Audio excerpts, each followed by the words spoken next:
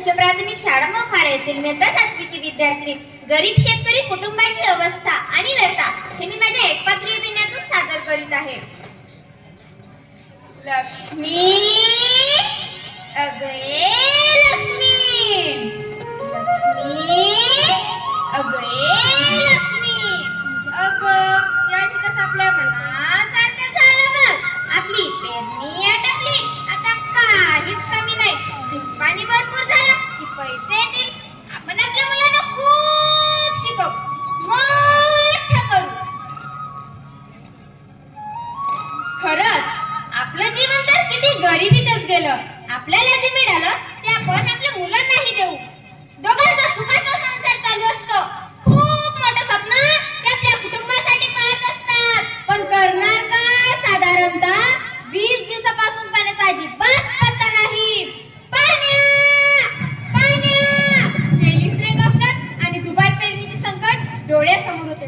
कसला खोटारडा नियम होता होता. सारा पैसा शेतीला लावला.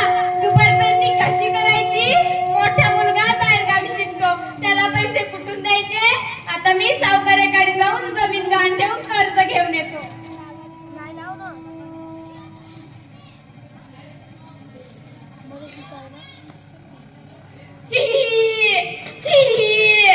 काय रे सख्या, कर्ज पाहिजे व असं फुकट मिळत नाही. त्यासाठी जमीन गहाण ठेवावी लागते. बर आहे ना मंजूर? मग कर सही ते. हे घे पैसे, जा रे बाबा जा. अरे सकाराम लगा झालास रे बाबा, तुझी शेती गेली रे बाबा गेली.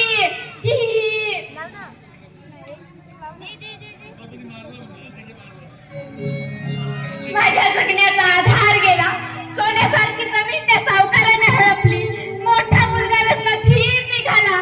माझी मुलगी मला सोडून गेली. आता मी जगून तरी काय करू?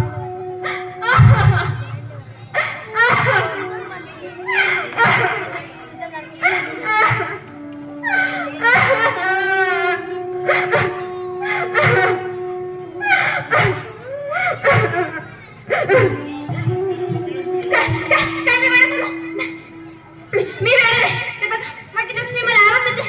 चुकली, तुला भूक लागली ना? घे आपला वडापाव. तरी बोल ना का? मैं चुकली झोपली आहे. मैं चुकली झोपली आहे. लक्ष्मी आपण चुकत असेल तर करू नका. मुलांना शिकव ना, शिकव ना. अरे तरी पण पावसात तरी पण रे, तुझी वाट पाहून जन्म वेळा झाला रे, जन्म वेळा झाला. आता तरी का तुझं समाधान नाही झालं का रे? मागच्या वर्षी दुश्मनासारखा पडलास आणि मग समजा पीक नेलास. आता का माझ्या कपाळाचं कुंकू पुसून नाही टाकूनच असता रे. पड ना, पड ना, पड ना. कुठे गेले ते पाऊस? कुठे गेले ते इमान?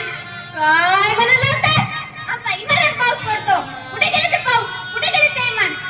माझ्या पिकाला पाणी पाहिजे. कुणी माझ्या पिकाला पाणी द्या, कुणी माझ्या पिकाला पाणी द्या, कुणी माझ्या पिकाला पाणी द्या. हे विधात्या नको रे देवा मग सोन्या चांदीचं दान. पण भिजवरे आमचं शेतमाल रान, पण भिजवरे आमचं शेतमाल रान. पण नाही, आता मी जगून तरी काय करू? पण नाही, मी मरणार नाही आणि कुणाला मरूही देणार नाही. मी असणारी संकटात मार्ग काढणारच. त्याआधी मी माझ्या धनाला दवाखान्यात नेऊन दुरुस्त करणार. काय झालं? काय झालं? माझी छकुली मला सोडून गेली तर उद्याला मी हजारो छकुलींची आई होणार. त्यांना आश्रय देणार. त्यांना शिकून चवरून किरण बेदी, कल्पना चावला, सायना नेहवाल बनवणार. माझ्या भावा बहिणींनो, संसार म्हटलं चढ उतार येणारच. किती संकट आले तरी खचून जाऊ नका.